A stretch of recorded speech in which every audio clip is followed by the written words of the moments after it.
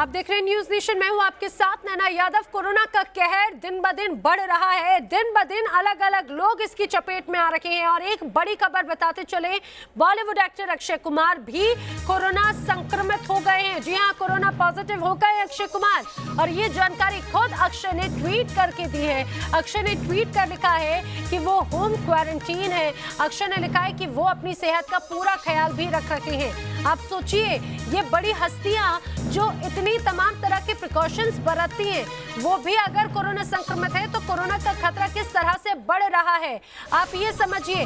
अक्षय कुमार भी corona positive हो चुके हैं। अक्षय कुमार ने खुद जानकारी दी।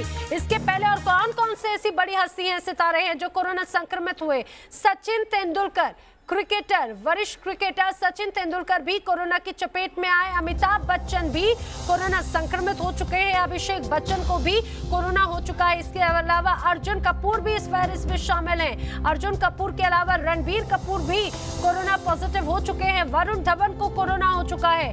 वरुण धवन भी कोरोना पॉजिटिव पाए गए। आशीष विद्यार्थी को कोरोना हो चुका है। मनोज वाजपेयी कोरोना संक्रमित रहे। सतीश कौशिक को कोरोना हो चुका है। ऐश्वर्या राय बच्चन भी कोरोना संक्रमित हुई थी। मलाइका अरोड़ा को भी कोरोना हुआ। नीतू कपूर भी कोरोना संक्रमित हुई। संजय लीला भंसाली को भी कोरोना हुआ। तो वहीं यूसुफ पठान भी कोरोना पॉजिटिव हो चुके हैं। इसके अलावा इरफान पठान को भी कोरोना हुआ है। एस बद्रीनाथ को भी कोरोना हुआ।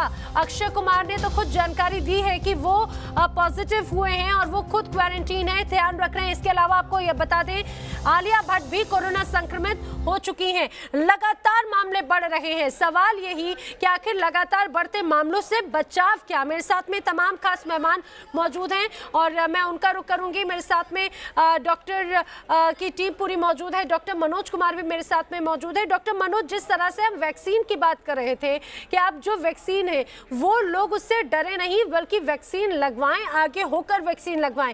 ये कहा जाए कि अब युद्ध स्तर पर वैक्सीनेशन का वक्त आ चुका है। बिल्कुल, हमारे यहाँ जो 2 वैक्सीन उपलब्ध हैं, Covishield and Covaxin. Covishield virus vector vaccine है और ये इनएक्टिवेटेड होल विरियन वैक्सीन है। दोनों हमारी स्वदेशी वैक्सीन हैं। सप्लाई की हमारे पास कोई कमी नहीं है। हमारे पास क्षमता है कि हम 50 लाख से ज्यादा लोगों का वैक्सीनेशन एवरीडे कर सकते हैं। तो अभी तक करीब करीब हम 27 लाख पर डे कर रहे हैं, तो इसको बढ़ाना चाहिए। दूसरी चीज की जो वैक्सीन हेसिटेंसी है लोगों में, वैक्सीन लगाने से फायदा होगा ये निश्चित है। दूसरी चीज की जो अफवाहों का बाजार होता है वो बहुत जल्दी फैलता है। फैक्ट्स को स्प्रेड होने में टाइम लगते हैं। तो मैं आपके माध्यम से नैना जी ये कहूंगा, आपके चैनल के माध्यम से, कि वैक्सीन पूरी तरह से सेफ हैं और जहां तक म्यूटेंट स्ट्रेन के लिए जो प्रोटेक्शन है वो भी मौजूद है। और ये बात तो निश्चित है कि अगर वैक्सीन लगा हुआ है तो कोरोना का मैनिफेस्टेशन बहुत माइल्ड होगा। तो वैक्सीन जो भी एलिजिबल है, हो सकता है कि और भी जो वैक्सीन का क्राइटेरिया है, अभी जैसे 45 ईयर्स ऑनवर्ड कोई भी लगवा सकता है। पहले कोमॉर्बिडिटी एडेड थी, और भी हो सकता है कि कम उम्र के लोगों को भी वैक्सीन जल्दी से जल्दी अलाउ करना चाहिए। खास करके जो एक चौंकाने वाली खबर थी या जो चिंताजनक खबर थी कि बेंगलोर में 500 बच्चों को संक्रमण हुआ। महाराष्ट्र में भी करीब करीब 10% लोग जो हैं उनकी उम्र बहुत कम है, या तो पीडियाट्रिक एज ग्रुप के हैं या फिर यूथ हैं। तो मुझे लगता है कि उस ग्रुप को भी वैक्सीनेशन के लिए जल्दी से जल्दी एलिजिबल बनाना पड़ेगा। अभी ट्रायल्स चल रहे हैं, खास करके बच्चों में 2 वैक्सीन के ट्रायल्स चल रहे हैं, फाइजर के और एक साइनोवैक है। हमारी ये दोनों वैक्सीन की जो ट्रायल 18 साल की उम्र के ज्यादा लोगों में हुई है, बट इसको किसी तरीके से बच्चों में ट्रायल करके, थोड़ा समय ज्यादा लगता है बच्चों के ट्रायल में, इसको भी बच्चों को भी जल्दी से जल्दी वैक्सीनेट करना चाहिए। बिल्कुल, यानी कि अब जो पहले एक कैटेगरी थी कि कहा जाए बुजुर्गों को वैक्सीनेशन सबसे पहले हो, अब उसके बाद में 45 ईयर्स तक के जो लोग हैं, अब 45 से ज्यादा वालों को भी कोरोना वैक्सीन लग रही है। लेकिन डॉक्टर दीपाली, जिस तरह से ये कहा जाए कि सेल्फ प्रिकॉशंस, जो अलग अलग तरह के जो स्टेप्स हैं, इसके अलावा मास वैक्सीनेशन से क्या कोरोना की रफ्तार कम की जा सकती है, उसे रोका जा सकता है? इस वक्त नैना जी, हमारी सरकार को स्पीड वैक्सीनेशन करनी चाहिए और आगे बहुत ज्यादा बढ़ने वाली है गर्मी, इसलिए कोल्ड चेन को मेंटेन करना जरूरी है ताकि जो हमें एफिकेसी दिखा रही है हमारी वैक्सीन 83-82% कोवैक्सीन और कोविशील्ड, इनकी एफिकेसी इतनी जरूर हो। इसीलिए कोल्ड चेन मेंटेन हो। लोगों के अंदर मिथिक है, लोगों को लगता है ये वैक्सीन अच्छी नहीं है, कुछ लोगों को लगता है बाकी लोग वैक्सीन ले लें, हमें टीके की जरूरत नहीं है। अभी भी इतने ही सारे सेंटर से न्यूज आती रहती है कि वो वैक्सीन खुली ही नहीं क्योंकि वहां 10 लोग इकट्ठे नहीं हुए। फिर इस तरह की कंफ्यूजन्स के साथ जो जनता है वो सिर्फ और सिर्फ भार बनती जा रही है सरकार के सारे कर्मों पे। अब सरकार ने एक नया रूल कल जो लागू किया है कि हेल्थ केयर वर्कर्स, जो कुछ हेल्थ केयर वर्कर्स रह गए थे, जो अपनी वैक्सीन के लिए अब जा रहे हैं देख के कि सब ठीक चल रहा है, जो 24-24 घंटे कोरोना वार्ड्स में, उनके ऊपर ये लागू हो गया है कि वो वैक्सीन ले नहीं सकते। आम जनता को कंफ्यूजन है कि वो टीकाकरण ले या ना ले। मैं आपके चैनल के द्वारा कहना चाहूंगी कि जो आम जनता है, मैं भी उसी में आती हूँ, मैं साइंटिस्ट नहीं हूँ, मैं वैक्सीन एक्सपर्ट नहीं हूँ, मैं एक सिर्फ डॉक्टर हूँ। तो मेरी ये राय है कि जैसे हम सब डॉक्टर्स कर रहे हैं, आम जनता को सारा SMS भी टीकाकरण की जब अपॉर्चुनिटी मिले लें, ज्यादा म्यूटेशन के बारे में ना सोच के वो अपनी बुद्धि एक सिंपल कॉटन के कपड़े से अपना चेहरे को, अपना नाक और मुंह को ढक के रखें। कोई खास इसमें पैसे खर्च नहीं होते हैं। मास्क में अपना ध्यान रखना बहुत जरूरी है। आप यही सोच लीजिए आप अपने लिए कर रहे हैं और अपनी फैमिली के लिए कर रहे हैं। इसको मामूली वायरस ना माने, वरना ये और रूप बदल बदल के ज्यादा भयंकर रूप ले सकता है। जैसे हिस्ट्री बताती है कि हमेशा जो पैंडेमिक्स हैं वो वेव में आते हैं। हम दूसरी वेव में आ गए हैं, तीसरा और खतरनाक होगा, चौथा और खतरनाक होगा। और हम उस खतरनाक स्टेप पर ना पहुंचे, उसके लिए बचाव डॉक्टर दीपाली ने बहुत आसान बचाव बताया। आप सोचिए, जो तमाम तरह की बीमारियां होती हैं उनके इलाज कितने महंगे होते हैं, लेकिन कोरोना का तो इलाज बहुत आसान है, बहुत सस्ता है। सिर्फ कॉटन के कपड़े से या फिर सिर्फ मास्क लगाकर अगर आप अपने आप को बचाते हैं, लगातार हाथ धोते हैं, आप दूरी बनाते हैं, सबसे आसान इलाज कोरोना का ये भी हो सकता है, बचाव भी हो सकता है।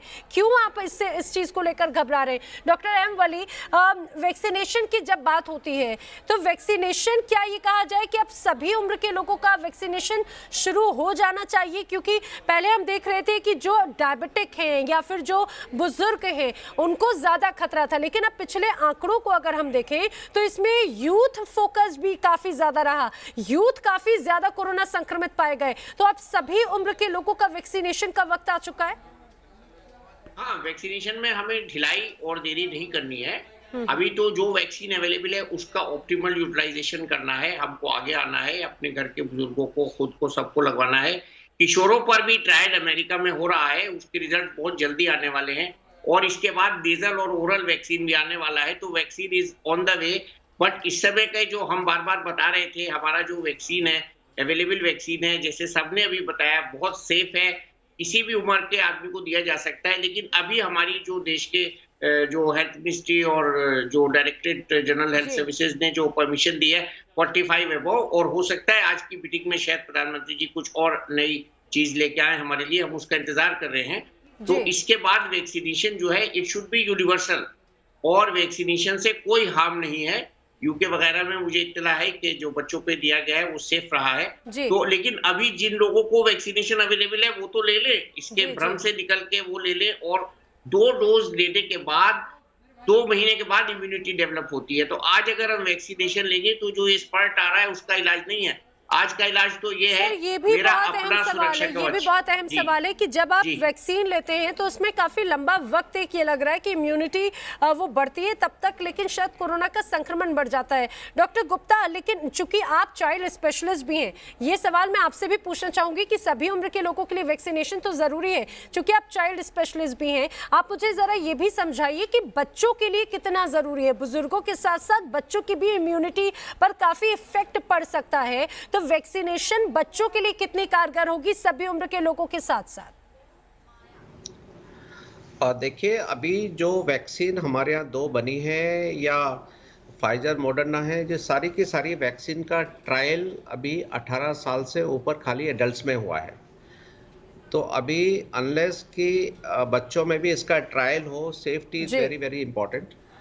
तो 18 साल से नीचे अभी हम एडवाइस नहीं करेंगे, पहली चीज़। दूसरी चीज़, जो कोरोना हमने पिछले 1 साल से देखा है, बच्चे इन्फेक्ट ज़रूर होते हैं, लेकिन उनका जो इफ़ेक्ट है वो बहुत कम होता है। हमने पिछले 1 साल में करीब 200 से ज़्यादा बच्चे हमारे यहाँ एडमिट भी रहे जी। टचवुड हमने किसी को भी बच्चे को किसी को सीरियस बीमारी नहीं हुई और किसी बच्चे को हमने खोया नहीं है। तो बच्चों में इतना अभी घबराने की जरूरत नहीं है। हमारे जो 45 साल से ऊपर हैं वो सारे के सारे वैक्सीन लगाएं। अभी जल्दी में ही 30 साल से ऊपर स्टार्ट होने वाला है, तो अगर ये सारे के सारे वैक्सीन लग जाएंगे, इन लोगों में भी एक तो बीमारी कम हो जाएगी, और अगर बीमारी होगी भी तो उतनी सीरियस नहीं होगी। जी। जो लोग एलिजिबल हैं सबसे पहले उनको वैक्सीन लगाएं। वैक्सीन बिल्कुल सेफ है और वैक्सीन पहली वैक्सीन के बाद करीब और दूसरी वैक्सीन करीब 1.5 महीने के बाद लगाएं। उसके 15 दिन के बाद generally they came in a safe zone. और उसके बाद भी ये जरूरी है, इसका मतलब नहीं है कि वो लापरवाही करें, उसके बाद भी जो कोविड एप्रोप्रिएट बिहेवियर है, बिल्कुल वैक्सीन के साथ साथ कोविड एप्रोप्रिएट बिहेवियर लोगों को ध्यान रखना चाहिए। कोविड एप्रोप्रिएट बिहेवियर क्या होता है ये कोरोना के साथ ही लगातार सबको बताया जा रहा है। मास्क लगाना है, 2 गज की दूरी जरूरी है, सैनिटाइजेशन बहुत जरूरी है, आपको डिस्टेंस, सोशल डिस्टेंस का जरूर ध्यान रखना है। लेकिन अगर नहीं बचाव करेंगे तो फिर लगेगा लॉकडाउन, जो तमाम जगहों पर देखा भी जा रहा है। डॉक्टर भारद्वाज, लॉकडाउन या वैक्सीनेशन, आखिर कैसे बचेंगे कोरोना से? देखिए, मुझे तो ये लगता है फिर से वो समय आ रहा है कि जहाँ पे सरकार को सख्ती बरतनी चाहिए और जहाँ पे ज्यादा केसेस हो रहे हैं थोड़े से कुछ एरियाज को लॉकडाउन की तरफ लेके भी जाना चाहिए और उन एरियाज में तुरंत रात दिन लगा के वैक्सीन होनी चाहिए, सेंटर्स बढ़ जाने चाहिए। जैसे डॉक्टर साहब ने भी कहा कि 20 से नीचे वैक्सीन लगाने के लिए ज्यादा रिसर्च की जरूरत है, तो हमें 20 से ऊपर सबको वैक्सीन मिलनी चाहिए। ये नहीं होना चाहिए कि आप या मैं अपने माताजी या पिताजी के साथ जाएं और हम वैक्सीन नहीं ले सकते। ये आज ही बंद हो जाना चाहिए जितनी बिल्कुल। और ये मुझे लग रहा है इसको लेकर तमाम जो बंदोबस्त है वो भी किए जाना चाहिए। और लगातार कोरोना से बचाव कैसे जरूरी है डॉक्टर्स के पैनल से तो हम जान रहे हैं,